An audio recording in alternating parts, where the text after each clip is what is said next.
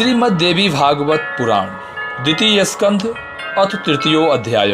राजा संतनु, गंगा और भीष्म के पूर्व जन्म की कथा। ऋषिगण बोले, हे सूत जी, हे अनग, यद्यपि आपने परम तेजस्वी व्यास का सत्यवती के जन्म की कथा विस्तार पूर्वक कही, तथापि हम लोगों के चित्त में एक बड़ी भारी शंका बनी हुई है। हे धर्मज्ञ, हे अनग, वह शंका आपके कहने पर ही दूर नहीं हो रही है। व्यास जी बोले, व्यास जी की कल्याणमयी माता जो सत्यवती नाम से जानी जाती थी, वे धर्मात्मा राजा संतनु को कैसे प्राप्त हुई? कुल तथा आचरण से हीन उस निषाद कन्या का पुरुकुल में उत्पन्न उन धर्मात्मा राजा ने स्वयं कैसे वरण कर लिया? आप कृपा करके हम लोगों को यह बतलाइए कि राजा संतनु की पहली पत्नी कौन थी? वसु के अंश से उत्पन्न मेधावी भीष्म उनके पुत्र कैसे हुए? हे सूत जी, आप यह पहले ही कह चुके हैं कि सत्यवती के वीर पुत्र चित्रांगद को अमृत तेज वाले भीष्म ने राजा बनाया था और वीर चित्रांगद के मारे जाने पर उसके अनुज तथा सत्यवती के पुत्र विचित्र वीर्य को उन्होंने राजा बनाया। रूप संपन्न तथा श्रेष्ठ पुत्र धर्मात्मा भीष्म के रहते हुए भी विचित्र वीर्य ने राज्य कैसे किया और सब कुछ जानते हुए भी भीष्म ने उसे राज्य पर कैसे स्थापित किया? विचित्र वीर्य के मरने पर अत्यंत दुखित माता सत्यवती ने अपने दोनों पुत्र वधुओं से 2 गोलक पुत्र कैसे उत्पन्न कराए? उन सुंदरी सत्यवती ने उस समय ज्येष्ठ पुत्र भीष्म को राजा क्यों नहीं बनाया और उन पराक्रमी भीष्म ने भी अपना विवाह क्यों नहीं किया? अमित तेजस्वी बड़े भाई व्यास जी ने ऐसा अधर्म क्यों किया जो कि उन्होंने नियोग द्वारा 2 पुत्र उत्पन्न किए? पुराणों के रचयिता व्यास मुनि ने धर्मज्ञ होते हुए भी ऐसा कार्य क्यों किया? हे सूत जी, क्या यही वेदों से अनुमोदित शिष्टाचार है? हे मेधाविन, आप व्यास जी के शिष्य हैं, इसलिए आप हमारी इन सभी शंकाओं का समाधान करने में समर्थ हैं। हम सभी इस धर्म क्षेत्र में इस प्रश्नों के उत्तर सुनने को उत्सुक रहे हैं। सूत जी बोले, हे मुनियों, इक्ष्वाकु कुल के में महावीर नाम से एक सत्यवादी धर्मात्मा और चक्रवर्ती राजा उत्पन्न हुए, ऐसा कहा जाता है।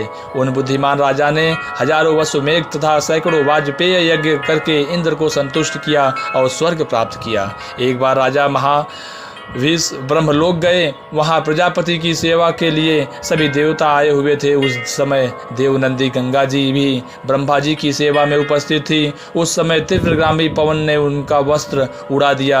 सभी देवता अपना सिर नीचा किए, उन्हें बिना देखे खड़े रहे, किंतु राजा महावीर निशंक भाव से उनकी ओर देख रह गए। उस गंगा नदी ने भी राजा को अपने पर प्रेमासक्त जाना। उस दोनों को इस प्रकार मुग्ध देखकर ब्रह्मा जी क्रोधित हो गए और कोपाविष्ट होकर शीघ्र ही उन दोनों को शाप दे दिया। हे राजन, मनुष्य लोक में तुम्हारा जन्म होगा। वहाँ जब तुम अधिक पुण्य एकत्र कर लोगे तब तुम स्वर्ग लोक में पा आओगे। गंगा को महावीर राजा पर प्रेमासक्त जानकर ब्रह्मा जी ने उन्हें गंगा जी को भी उसी प्रकार श्राप दे दिया। इस प्रकार वे दोनों दुखी मन से ब्रह्मा जी के पास से शीघ्र ही चले गए। राजा अपने मन में सोचने लगे कि इस मृतलोक में कौन ऐसे राजा हैं जो धर्मपरायण है। ऐसा विचार करके उन्होंने पूर्ववंशीय महाराजा प्रतीप को ही पिता बनाने का निश्चय कर लिया। इसी बीच 8 वसु अपनी स्त्री के साथ विहार करते हुए स्वेच्छर्या महर्षि वशिष्ठ के आश्रम पर आ पहुँचे। उन पृथु आदि वसुओं में द्यो नामक एक श्रेष्ठ वसु थे। उनकी पत्नी ने नंदिनी गौ को देखकर अपने पति से पूछा कि यह सुंदर गाय किसकी है? देव ने उसने कहा, हे सुंदरी, सुनो, यह महर्षि वशिष्ठ जी की गाय है। इस गाय का दूध स्त्री या पुरुष जो कोई भी पीता है उसकी आयु 10,000 वर्ष हो जाती है और उसका यौवन सर्वदा बना रहता है। यह सुनकर उस सुंदरी स्त्री ने कहा कि मृतलोक में मेरी एक सखी है। मेरी वह सखी राजर्षि उसी नर की परम सुंदरी कन्या है। हे महाभाग, उसके लिए अत्यंत सुंदर तथा सब प्रकार की कामनाओं को देने वाली इस गाय के बछड़े सहित अपने आश्रम में ले चलिए। जब मेरी सखी इसका दूध पिएगी तब वह निर्जरा एवं रोग रहित होकर मनुष्यों में एकमात्र अद्वितीय बन जाएगी। उसका वचन सुनकर देव नामक के वसु ने पृथु आदि 8 वसुओं के साथ जितेंद्रीय मुनि का अपमान करके नंदिनी का अपहरण कर लिया। नंदिनी का हरण हो जाने पर महातपस्वी वशिष्ठ फल देने लेकर शीघ्र ही अपने आश्रम आ गए। जब मुनि ने अपने आश्रम में बछड़े सहित नंदी गाय को नहीं देखा तब वे तेजस्वी वनों एवं गुफाओं में उसे ढूंढने लगे। जब वह गाय नहीं मिली तब वरुण पुत्र मुनि वशिष्ठ जी ध्यान योग से उसे वसुओं के द्वारा हरी गई जानकर अत्यंत कुपित हुए। वसुओं ने मेरी अवमानना करके मेरी गौ चुरा ली है, वे सभी मान योनि में जन्म ग्रहण करेंगे, इसमें संदेह नहीं है। इस प्रकार धर्मात्मा वशिष्ठ जी ने उन वसुओं को शाप दे दिया। यह सुनकर वे सभी वसु खिन्न मस्तक और दुखित हो गए और वहाँ से चल दिए।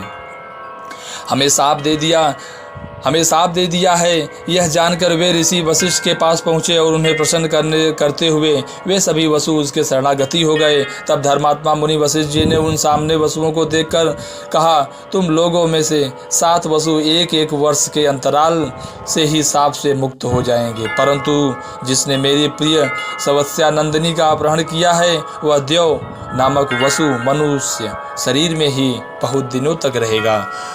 उन अभिशप्त वसुओं ने मार्ग में जाती हुई नदियों में उत्तम गंगा जी को देखकर उन अभिशप्त तथा चिंतातुर गंगा जी से प्रणाम पूर्वक कहा, हे देवी, अमृत पीने वाले हम देवता मानव कुछ से कैसे उत्पन्न होंगे, यह हमें महान चिंता है। अतः हे नदियों में श्रेष्ठ, आप ही मानुषी बनकर हम लोगों को जन्म दें। पृथ्वी पर शंतनु नाम का एक राजर्षि है, हे अनघे, आप उनकी भार्या बन जाएं, और हे सुरापगे, हमें क्रमशः जन्म लेने पर आप जल में छोड़ती जाएं। आपके ऐसा करने से हम लोग भी साप से मुक्त हो जाएंगे, इसमें संदेह नहीं है। गंगा जी ने जब उनसे तथास्तु कह दिया तब वे सब वसु अपने अपने लोक को चले गए और गंगा जी भी बार बार विचार करती हुई वहाँ से चली गई। उस समय राजा महाभीष ने राजा प्रतीक के पुत्र के रूप में जन्म लिया। उन्हीं का नाम शंतनु पड़ा, जो सत्य प्रतिज्ञ एवं धर्मात्मा राजर्षि हुए।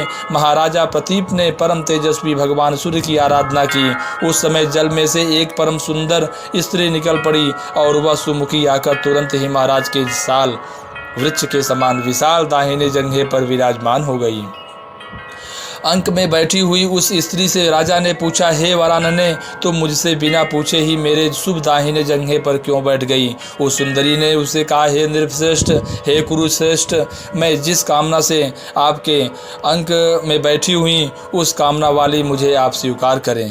उस रूप यौवन संपन्ना सुंदरी से राजा ने कहा, मैं किसी सुंदरी परिस्थिति को काम की इच्छा से नहीं स्वीकार करता। हे भामिनी, हे शुचि अस्मिते, तुम मेरे दाहिने जंघे पर प्रेम पूर्वक आकर बैठ गई हो, उसे तुम पुत्रों तथा पुत्र वधुओं का स्थान समझो। अतः हे कल्याणी, मेरे मनोवांछित पुत्र के उत्पन्न होने पर तुम मेरी पुत्र वधु हो जाओ। तुम्हारे पुण्य से मुझे पुत्र हो जाएगा, इसमें संशय नहीं है। वह दिव्य दर्शन वाली कामिनी तथास्तु कहकर चली गई और उस स्त्री के विषय में सोचते हुए राजा प्रतीक भी अपने घर चले गए। समय बीतने पर पुत्र के युवा होने पर वन जाने की इच्छा वाले राजा ने अपने पुत्र को वह समस्त पूर्व वृत्तांत का सुनाया। सारी बात बताकर राजा ने अपने पुत्र से कहा, यदि वह सुंदरी बाला तुम्हें कभी वन में मिले और अपनी अभिलाषा प्रकट करे तो उस मनोरमा को स्वीकार कर लेना तथा उससे मत पूछना कि तुम कौन हो। यह मेरी आज्ञा है। उसे अपनी धर्मपत्नी बनाकर तुम सुखी रहोगे। सूत जी बोले, इस प्रकार अपने पुत्र को आदेश देकर महाराज प्रतीप प्रसन्नता के साथ उन्हें सारा राज्य वैभव सौंप कर वन को चले गए। वहां जाकर वे तप करके तथा आदि शक्ति भगवती जगदम्बिका की आराधना करके अपने तेज से शरीर छोड़कर स्वर्ग चले गए। महातेजस्वी राजा थे शंतनु ने सार्वभौम राज्य प्राप्त किया और वे धर्म पूर्वक प्रजा का पालन करने लगे। इस श्रीमद् देवी भागवत महापुराण अष्टादशशास्त्रार्थ संहिताया द्वितीय स्कंधे प्रतीप काच्य शंतनु जन्म वर्णनम तथा तृतीयो अध्याय।